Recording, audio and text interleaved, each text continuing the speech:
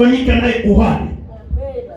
Jambo la pili lilikuwa kupatia wamama Wayahudi nafasi ya kuketi pamoja na wanaume, kwa sababu hakuna separation tena.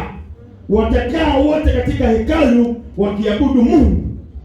Jambo la tatu, na sisi mataifa ambao tulikuwa hatuna Mungu, pazia lilipopasuka, Yesu ametimiza kazi kwenye msalaba, halafu na sisi ambao hatukuwa na matumaini wala Mungu, tukapata na sie access ya kuweza kuamini habari za Yesu. Na mara moja na sisi tunafanyika wana wa ufalme wa Mungu. Amen, amen. Hizi ni habari za Pasaka. Tukasema hatuitwi kusherekea Pasaka na chatu za zamani. Tukasema chatu iko tabia mbaya, iko dhambi. Bwana Yesu atukuzwe sana.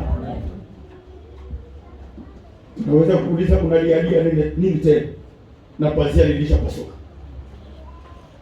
Kuna matatizo gani wakati pazia lilishapasuka? Ungali unalialia tena ya kwamba ningali mwenye dhambi, mimi mwenye dhambi, hujue kama pazia limepasuka. Ukiamini kazi ya msalaba, na wewe unakuwa na dua katika viuno vya Abrahamu. Unakuwa na wewe na dua ya kuweza kulihitia jina la Bwana. Mtoshe interference zote, mtoshe somo zote, mtoshe zote kabisa, nahitaji watu walisikie. Alafu tunaendelea. Tuna kichwa mpya ya somo leo ambao utaandika tukisema juu ya tokeo wala kuonekana kwa Yesu baada ya ufufuko wake.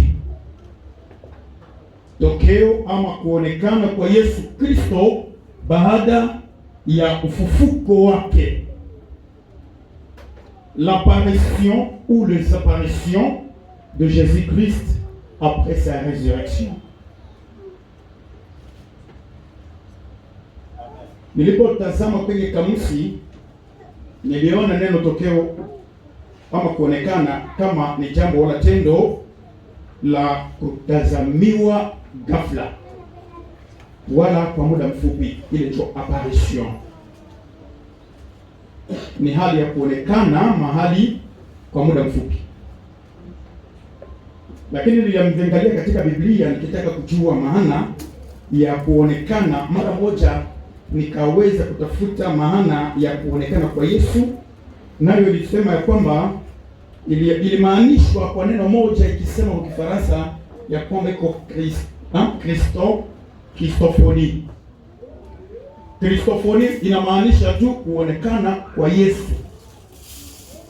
Na mimi mwenyewe nilipochambua vitabu nikagundua ya kwamba tokeo ama kuonekana ni namna ya kujionyesha kwa mtu ama kwa kitu kwa muda na mahali ambapo hakufikiriwa wala halikufikiriwa kuonekana. Hii ndio maana ya apparition ama kuonekana. Katika somo hili na shemasi mko na watoto kule, kale kwa watoto kule, tuna nukta mbili ambazo tunaweza kuzungumzia katika somo hili inayotangaza juu ya apparition ya Yesu, kwa sababu Mungu ametutuma hapa ili tuweze kuwafundisha vizuri, muweze kuelewa maetape na maevenema mbalimbali za kibiblia. Tuliposema juu ya kufa, tuliposema juu ya kufufuka, leo tunataka mjue tena neno lingine linalohusu apparition wala kuonekana kwa Yesu. Na nukta ya kwanza inasema, inauliza Yesu Kristo alionekana mara ngapi? Hiyo ni premier point. Yesu Kristo alionekana mara ngapi? Alionekana wapi? Na alionekana na wanani? Unaweza andika tu vile.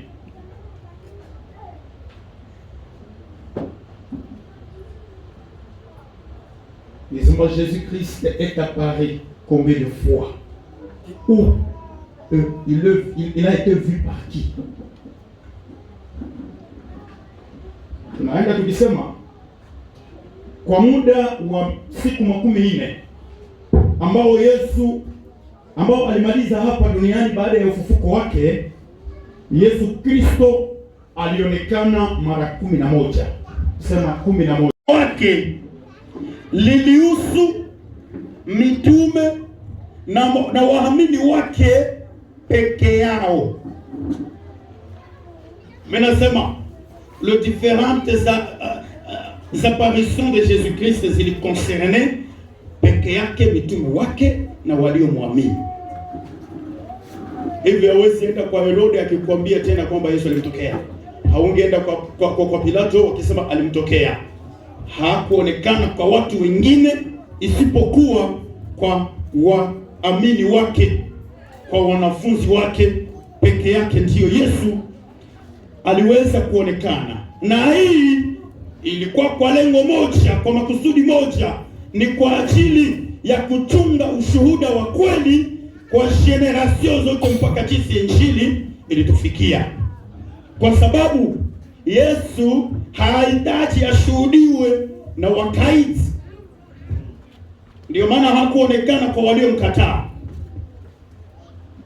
Ilihitaji wale ambao walikuwa na uhakika naye ndiye atokee, aonekane kwao, ili kwamba wachunge ushuhuda ya ufufuko huo. Kati ya hizo tokeo ama apparition zile 11, inaweza kusema kwa haraka kwa sababu haiko semina tungidetaye, lakini kwa sababu ya muda tunazisema kwa ufupi. Mara ya kwanza Yesu alionekana kwa Maria Magdalena aliyeenda kwenye kaburi, alafu huko, na hizi ni shairi tunatoka kusoma hako, tunasoma habari zake jinsi aliweza kukuta huko malaika wawili, alafu aliwaambia kwamba ninakuja kutafuta mwili wa Bwana wangu. Alafu alipotazama nyuma pembeni akamwona Bwana. Hiyo ilikuwa tokeo la kwanza la Yesu Kristo kwa wanadamu. Tokeo la pili, Yesu Kristo alionekana kwa wanawake watakatifu, si mmoja lakini wamama watakatifu. Il est apparu aux saintes femmes. Nao vile walikuwa wakitoka kaburini. Mtakumbuka katika mchana huu wa ufufuko, hiyo lendi, siku ya kwanza ilikuwa siku ya debandade, ilikuwa na vurugu katika Yerusalemu, na habari yake ya ufufuko ilipoenda, basi watu mbalimbali wakaanza kupishana njia wakitafuta kwenda kwenye kaburi waone nini ilitokea. Hivi Yesu alionekana tena katika wanawake watakatifu. Kwa mtu ya tatu ama jambo la tatu la kutokea, Yesu alionekana kwa Simoni Petro. Simoni Petro naye alipoambiwa ya kwamba Bwana amefufuka, naye akajielekeza njiani huko kwa kaburi, na huko Yesu alikutana na Petro. Yaine Yesu aliweza kutokea wanafunzi wawili ambao walikuwa watu yake Yesu, na baada ya kukufa kwa Yesu na kuzikwa, alafu wakapata deception kubwa. Alafu kulikuwa na Kleopa na mwanafunzi mwingine ambao ni wakahaji wa Emausi, na walikuwa wakitoka Yerusalemu kwenda kwa mji yao Emausi, na inasemeka kwamba ni mji ilikuwa na saa 2 ya kutembea wakienda kwao. Alafu walikuwa njiani wakienda Emausi, wanaenda wanazungumziana, wanasema habari za Yesu. Wale watu wawili, mara moja Yesu akatokea katikati yao, akawauliza, mnaongea habari za nani? Alafu Kleopa na huyu ndugu wakauliza Yesu, anasema, wewe huko unatoka wapi? Mwenye haujue habari zenye zilitokea Yerusalemu? Haujue kama kulikuwa mtu mwenye wanaita Yesu? Alafu makuhani, alafu na watu ya serikali waliungana pamoja wakamuua. Huyu ndio tunaeleza habari zake. Wakaenda mpaka Emausi. Walipofika nafasi, Yesu akatangulia akitaka kuendelea mbele. Hawa wanafunzi wawili wakamsihi, wakamwambia, Bwana usiende, ndugu usiende. Haiko Bwana, basi ndugu usiende, ukuye kwa sababu usiku umeingia, kuja tukae pamoja ulale, tutaendelesha safari kesho. Alafu ilipokuwa jioni hiyo, basi walifika kwenye meza. Walipofika kwenye meza, wakapewa mkate. Yesu akachukua mkate, akaubariki, akaumega. Pale macho ya wao wanafunzi wawili yakafumbuliwa, wakagundua hii namna ya kubariki, ya kumega ni ya Kristo. Hii ndio huyu. Mara moja wakagundua hili jambo, Mara hiyo Yesu akapotea, akaenda zake. Kulipokucha, hawa wanafunzi wawili wakakimbia haraka Yerusalemu, wakatafuta wanafunzi wengine, wakamwambia, tumemwona Masia, tumemwona Bwana amefufuka, na hivi tunakuja tubaki na ninyi kwa sababu tumemwona kwa macho yetu. Kwa nafasi ya 5 ambayo Bwana alionekana kwa wanafunzi 10 bila Tomaso. Alionekana kwa wanafunzi 10, alafu Tomaso alikuwa absent, hakukuwa. Na kwa sababu Bwana amezaliwa, amefufuka na mwili wa utukufu, alijipenyeza tu ndani ya kibambazi, akashikuta ndani kwenye walikuwa, akawaambia, amani kwenu, salamu kwenu. Haleluya! Akawaambia, amani kwenu. Mara moja walipogundua, wakamkuta ni Bwana, wakajaa na furaha kwa sababu wamemwona Yesu. Alafu Yesu akapotea, akaenda zake. Lakini walipopata uhakika ya kwamba ameonekana, alafu ya 6 Yesu alionekana tena kwa wanafunzi 11 na Tomaso akiwa hapo ndani. Tena walikuwa katika nyumba, Yesu akajipenyeza ndani bila kugonga mlango, milango zimefungwa. Alafu Bwana aliingia ndani, akawaambia tena, amani kwenu. Mara moja, na Mungu wangu. Yesu akamwambia, unahitaji kuamini tu mpaka unaona. Mimi nina haja ya watu watakaoamini bila kuona. Bwana Yesu asifiwe sana. Bwana Yesu asifiwe sana. Mara nyingine Yesu alionekana kwa wanafunzi 7. Na huku walikuwa katika bahari ya Tiberia. Utakumbuka jinsi Petro alishaacha mission ambayo Kristo alimpatia. Alafu amerejea kumaji kuloa samaki. Alienda akakonvenkre bengine 6 pakakuwa 7 kule kulaki. Na wakaweza kukesha usiku mzima wakivua bila kupata hata hichura ya pata hivi, haikukuya mnyavu zao. Halafu kulipokucha, wakatazama kwa mbali kwenye pwani, wakaona kuna mtu anawasha moto. Ni nani? Alafu Yesu akawaita, akawaambia, mkuje mkule chakula. Wakakuta kwenye moto samaki iko imechomwa. Na hapo Yesu alishakuamuru kusema, mtupe nyavu kwenye upande wa kulia, mtupe nyavu kukote droa yenu ya mtumu. Alafu Petro inawezekana akagundua ordre ambayo amepewa iko sawa ya Bwana wake, akatii, wakatupa nyavu. Wanasema walipokokota nyavu, wakakuta ndani mna samaki 153 kubwa, ambao walipokokota nyavu wakaita majirani wa peshere wengine, wandugu, mkuje mtusaidie. Halafu hii tokeo la Yesu Kristo lilikuja kuhakikishia wanadamu ya kwamba mbali na Yesu hatuna mafanikio. Mbali na Yesu hatuwezi kupata kitu, lakini tunapoungana na Yesu, tunapotembea na Yesu, ana vyote. Bwana Yesu asifiwe sana. Bwana Yesu asifiwe sana. Si mtakumbuka tulisema kwamba Yesu ni maji gani? Yesu ni maji gani? Na yeye akiwa maji ana uwezo wa kupichika samaki ndani yake. Hivyo hawawezi kupata samaki mbali na yeye, kwa sababu yeye ndiye maji. Alafu atakapo ordone watu na kusema mtupe nyavu, yeye peke anaambia samaki ingieni ndani ya nyavu, kwa sababu ninataka kutukuza Mungu. Haleluya, haleluya. Alafu Yesu alionekana kwa wale wanafunzi wa 7 na ilikuwa baraka. Alionekana tena kwa mitume 11 katika mlima huko Galilaya. Huko wanafunzi walikuwa, Yesu alijitokeza na wakaweza kumuona. Yesu alionekana akenda. Yesu alionekana na wandugu wa frere zaidi ya 500. Hawa 500 mkukua na hata mmoja ambaye walimkataa, wale wapanifu walikuwa wa frere. Hawa wote walikuwa wanafunzi, walikuwa waamini wa Yesu Kristo.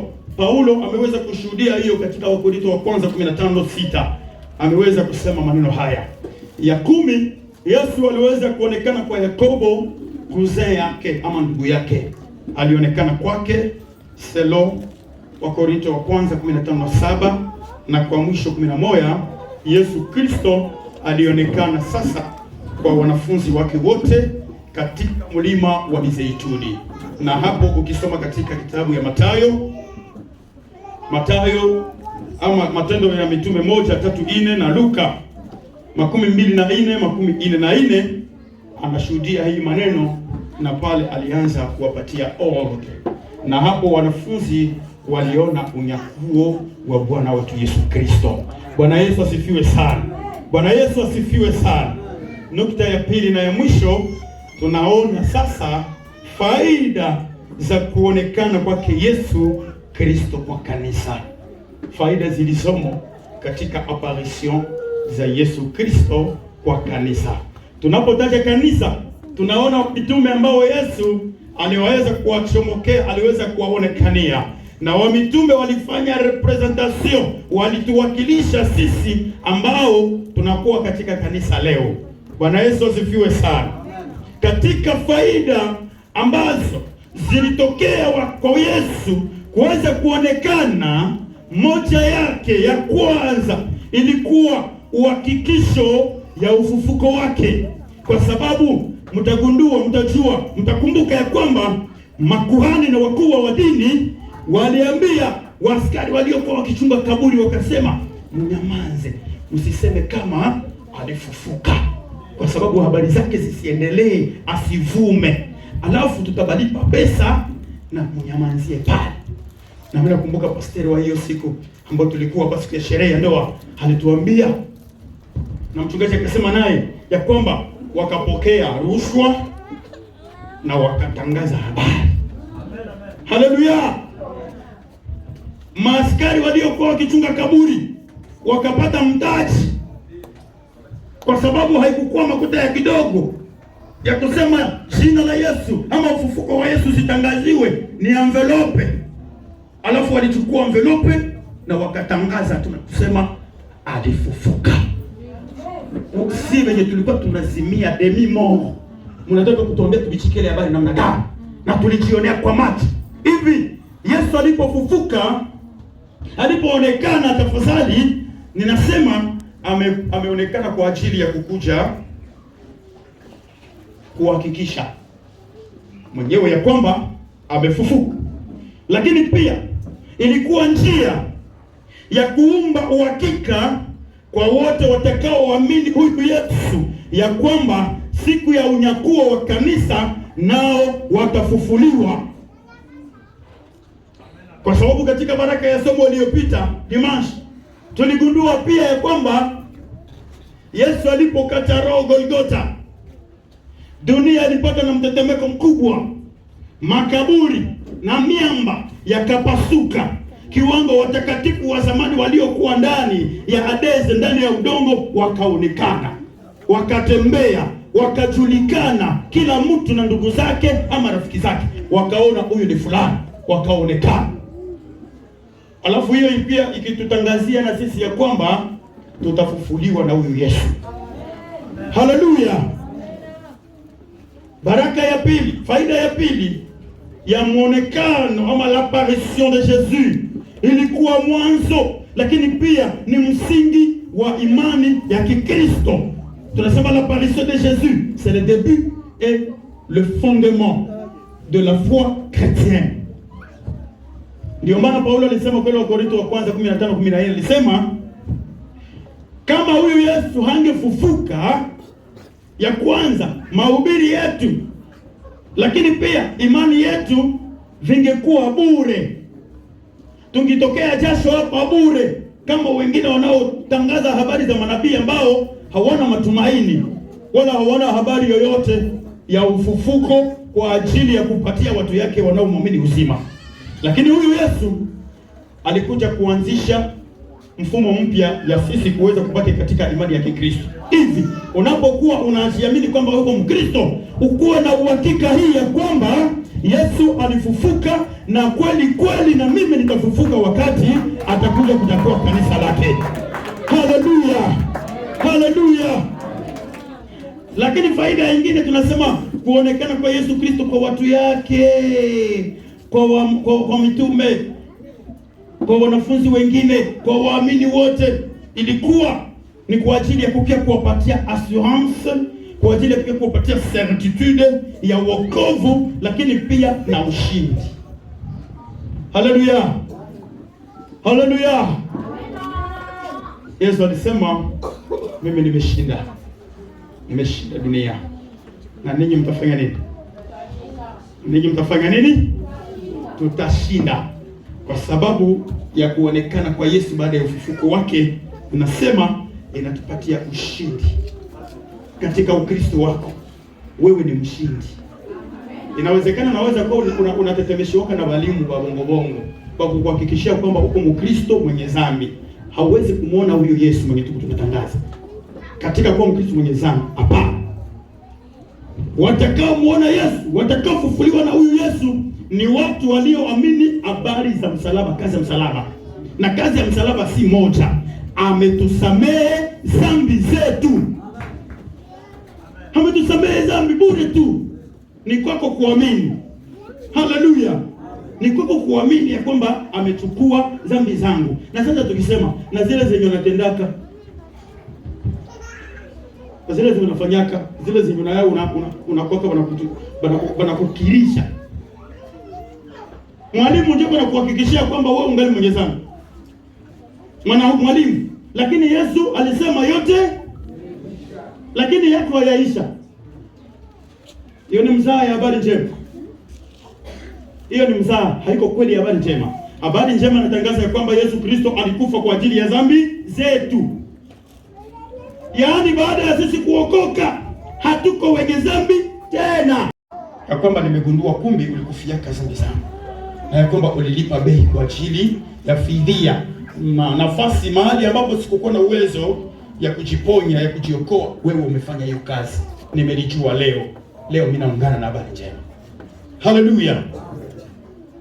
Faida nyingine ya kuonekana kwa Yesu ilikuwa ni kwa ajili ya uelewefu ya utimilifu ya maandiko. Yesu alionekana ili kwamba wanafunzi wake wafahamu, wahakikishe maneno yote, unabii yote iliyonenwa juu yake ya kwamba atakufa na kisha siku 3 atafufuka. Ikabidi aweze kuonekana kwa ajili ya kukamilisha hizi njia zote. Huyu ni Yesu mwema, huyu ni Yesu Mwokozi, huyu ni Yesu mwana wa Mungu, huyu ni Masia ambaye tuko tunawahubiri, tunawafundisha habari zake ya kwamba hakukufa bure wala hakubakia mkaburi. Mwili haikumshinda, kaburi haikumshinda, shetani hakumshinda, dhambi njoo bure. Njoo bure sasa kwa Yesu. Katika kufa na kufufuka kwa Yesu, ya kwanza kushindwa njoo dhambi. Lakini faida la mwisho tunasema kama Yesu alionekana kwa wanafunzi wake na mitume wake, ni kwa sababu alikuja kugeuza hali ya woga waliokuwa ndani yake kwa ushujaa. Il est venu transformer la peur en courage, désespoir en espoir. Walianza kaa na woga na bila matumaini, halafu Yesu alipoonekana kwao akawapatia matumaini mpya. Haleluya! Alikuja kuwatangazia matumaini duniani. Ukisoma hiyo Luka, wakati tunasema juu ya wale wanafunzi Kleopa na mwingine walikwenda Emausi, utakuta katika mioyo na maisha yao kulikuwa deception ya ajabu sana. Mlikuwa deception. Wanajiuliza, tuliwaza akose, mimi ndio ndakuwa namtembeza katika ufalme wake, kwa sababu wengi kati ya wanafunzi wake walizani ya kwamba Yesu anakuja kuwaokoa kwa mkono ya Warumi. Kusema nini? Anakuwa mfalme wa kiserikali wa Israeli. Na wengi walimfuata wakijua ya kwamba mimi naweza kupata ministeri. Mimi naweza kuwa directeur de cabinet. Mimi naweza kuwa chargé de mission. Halafu wameona yule aliyegeuza majiwe kuwa mikate, aliyezidisha samaki kuwa nyingi, mikate kuwa nyingi, ameponya watu na biko banaona, wanasema tunapata vrem mfalme. Na hii yetu haitapinduliwaka. Halafu walipoona amekufa na anaenda kukaburi, banamzika, wanasema yetu inaisha. Tutafuta habari za kushamba tu. Twende tuanze tukamate tena mabadi de mine, tuanze tuchimbe oro. Twende Burega. Halafu wakaenda Emausi, wanaenda kueleza habari zake na deception.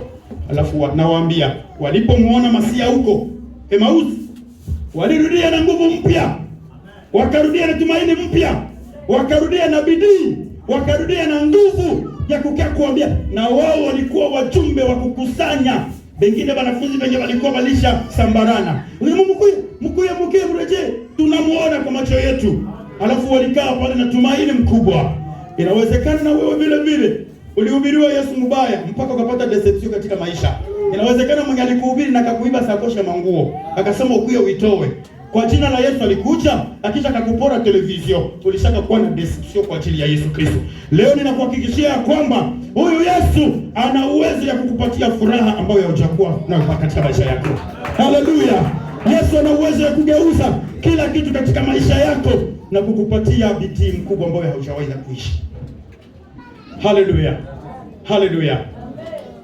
Kwa mwisho tunasema kama Yesu alionekana ni kwa ajili ya kukupatia matumaini. Haiko tu kwa ajili ya Petro, haiko kwa ajili ya Kleofa na wanafunzi wengine, haiko kwa ajili ya Maria Magdalena, lakini na kwa ajili yako. Hivi Yesu alikufa, Yesu alizikwa, Yesu alifufuka na Yesu alionekana. Yesu anaweza kuamini huyo Yesu? Kwa sababu tuna assurance ya kwamba atakapokuja kuchukua kanisa, waliomwamini watafufuliwa. Hatuna uoga kwa ajili ya dhambi kwa sababu ametuokoa. Hatuna uoga ya shetani kwa sababu amemshinda. Na hii yote imefanyika ni kwa faida yetu, kwamba tufanyike na sisi wana wa ufalme wa Mungu. Si Israeli peke yake, lakini na wewe Mshi, na wewe Mlega, na wewe Mtembo, na wewe Mnyarwanda, na wewe Murundi, na wewe Mfuliro, watu wote Yesu amelipa bei kwa ajili yenu. Amen. Haleluya. Amen. Yesu amekulipia bei. Amen. Yesu ameonekana ili kwamba upate matumaini ya kujua ninamwamini nani. Mnaimba katika nyimbo zenu kwamba fulani hawezi fanana na wewe, fulani hakufufuka. Niko nasema jina za manabii. Nabii fulani hana matumaini, hakufufuka. Wengine wanasema alikuliwa na nguruwe. Lakini yule ambao wewe unaimbia na imani wala tumaini ndogo ya kujiuliza, Mungu we, kama na mimi ndaonaka Mungu, kama mimi na mimi ndafika kama mbinguni. Imani gani hiyo? Aliyefufuka ametupatia nguvu ya kushinda. Haleluya. Haleluya. Ufufuko wa Yesu Kristo ni nguvu yetu.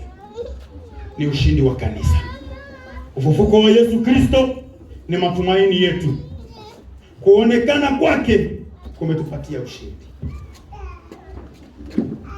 Amini basi Yesu huyu ambaye tunakufundisha.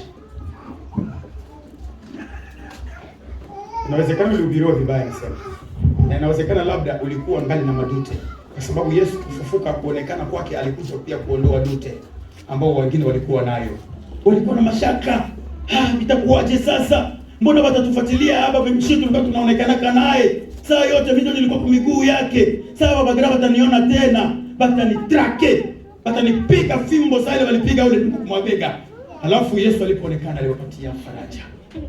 Haleluya. Haleluya. Kwa Mungu hakuna zile fimbo tena. Tutakapotoka dunia hatutapigwa tena na wanadamu. Amen. Tutapona hii magazabu, tutapona na mateso, tutapona na masumbufu, tutapona na njaa. Tutapona wapendwa. Kama unataka kuamini habari njema, nahitaji nione mkono wako ukiungana na Yesu na kusema ninaamini huyu aliyeshinda kaburi. Ninaungana na huyu aliyeshinda shetani. Ninaamini huyu aliyeshinda Hadeze. Ninaamini huyu ambaye ni mjumbe mkuu, nabii wa ajabu. Unaweza kusimama tuombe na wewe.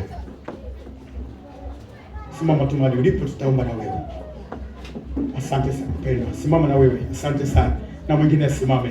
Simama. Tunahitaji watu watakaoamini Injili ya kwamba Yesu alikufa kwa ajili ya dhambi zenu, ya kwamba aliwasamehe, ya kwamba alilipa bei, ya kwamba aliweza kufanya gharama kwa ajili ya haki yako. Yesu alionekana kwa ajili yako. Simama na wewe mpendwa.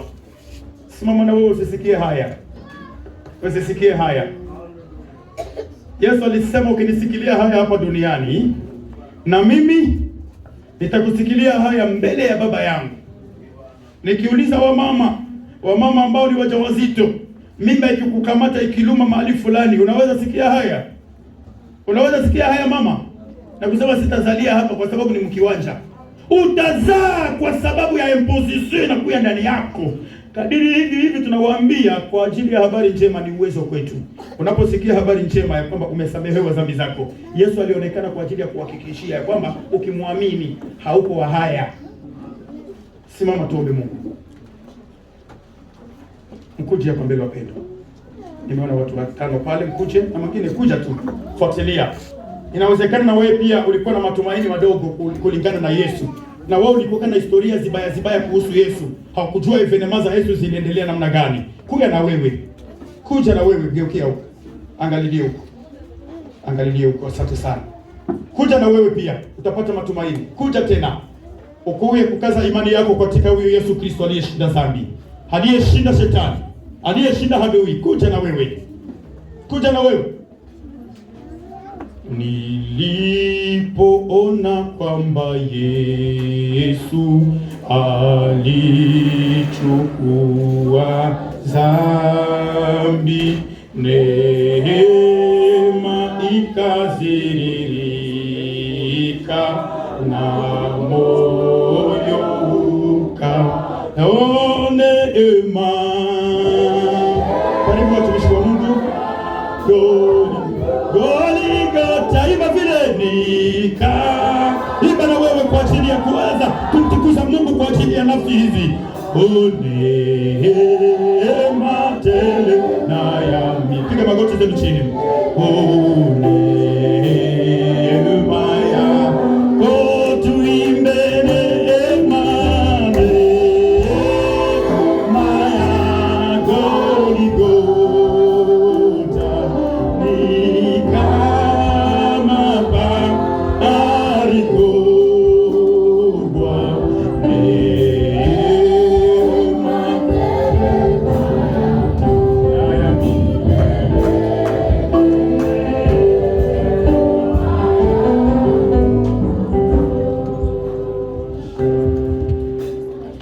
Mtakatifu, mtakatifu, mtakatifu, mwenye nguvu na uwezo, mwenye mamlaka na heshima, Mungu kupita Mungu wote, tunawaweka wana wako katika vitanga vya mikono yako. Mungu ukiwarehemu na kuwatakasa tena, uwakubali kwa muda kama na huu. Bwana, wamekurudilia tena kwa siku ya leo. Wepo wako na upendo wako kwao, uwajalie nguvu na neema kutoka juu mbinguni, uwatakase tena kwa siku ya leo, uwaandike kwa kitabu cha hukumu na kuandika tena kwa kitabu cha uzima wa milele. Bwana wa neema na Mungu wetu, utakase, uoshe, usafishe, urehemu msaada wa karibu. Bwana amejitwika chini ya msalaba wako wa Golgotha.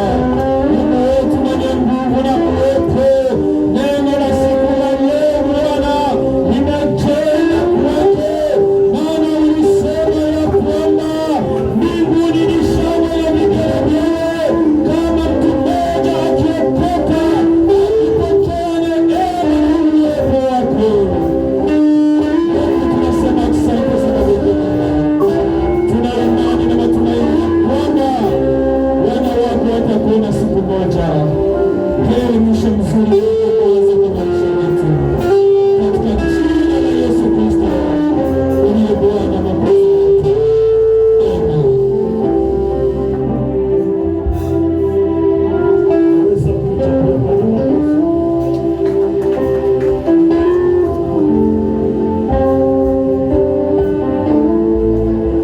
chakula Yesu na kosi na vigelegele.